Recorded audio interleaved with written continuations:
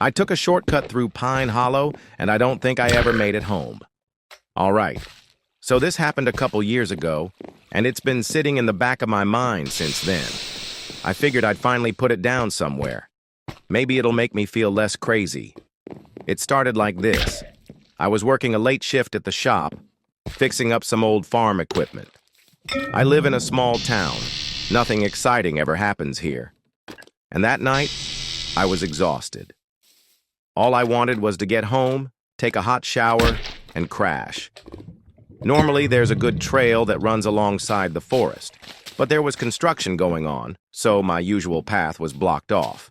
I had two choices: walk 2 extra miles around, or cut through Pine Hollow. Now, Pine Hollow is kind of infamous around here.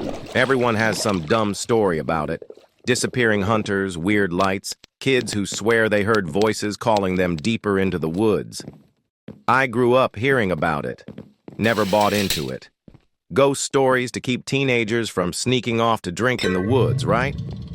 Anyway, I figured I was too tired to be scared. It was just trees. Just a shortcut. I stepped off the main road and into the pines.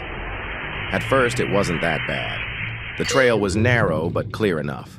The trees pressed in tight overhead, but there was still some twilight left, and my flashlight worked fine.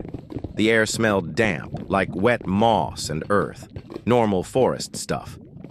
But about 10 minutes in, the atmosphere changed, like someone flipped a switch. The crickets stopped chirping. No owls, no rustling leaves, just a deep, total silence. It was like the woods were holding their breath. Even my own footsteps sounded wrong, too loud against the stillness. Then I heard it, faint, almost too soft to catch. A whisper. At first I thought it was the wind sneaking through the trees, but then I realized it wasn't just random noise, it was my name. Eli! I froze. My mouth went dry instantly. I swung my flashlight around, but there was nothing. Just trees. Endless, dark trees stretching in every direction. I called out, feeling stupid. Hello? Someone there? No answer. Only more silence.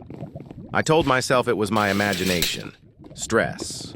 Long day. Trick of the wind. I kept walking. Faster now. Heart hammering. That's when the fog rolled in. Out of nowhere. Thick. Low to the ground, swirling around my boots. It made everything ahead of me hazy, and the flashlight barely cut through it. Part 2. Coming soon.